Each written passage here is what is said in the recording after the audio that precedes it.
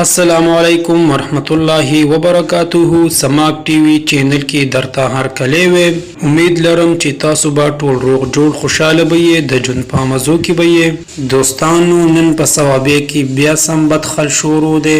د مور پلار یک تنخوا یوزوي د 5 خويندو یو ورور یو ظالم ډیر بے دردی سره قتل کړي دي. په سو وجه قتل کړي سو داسې واقعیا مخې راغلی و چې د کس دومره غټ ظلم وکړو. دا ټول معلومات موږ سره په دې ویډیو کې وګورئ چې پورا معلومات نه خبر شي. کو تاسو موږ سره په دې ویډیو کې نیوي مهرباني کې زموږ دا چینل مهدر سره ضرور سبسکرایب کړئ.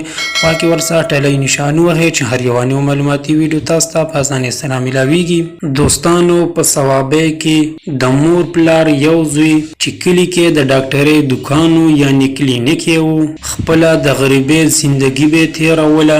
یو نشي ولراله چې مالا د نشي ګولې راکا دو ورلا نو ور کولی نشي ورته ډیر اصرار وکړو خو نه منله. د دین بعد دین شي دی غټ ظالم چې تماچای را بهر کړله او د 5 خويندو یو ورور د مور پلار یک تنخوا یو بچي چې سمدستې پیپایرینګ وکړو او هم په هغه باندې وفات شو. انا لله و انا الیه راجعون. الله تعالی دې ډاکټر عبد الله ته جنت الفردوس کې اعلی مقام ورکړي او کوروالو ته دې الله تعالی د زړه صبر ورکړي. پولیس والا خغه نشي خا قاتل یې گرفتار کړی دی او جیته منتقل کړی دی.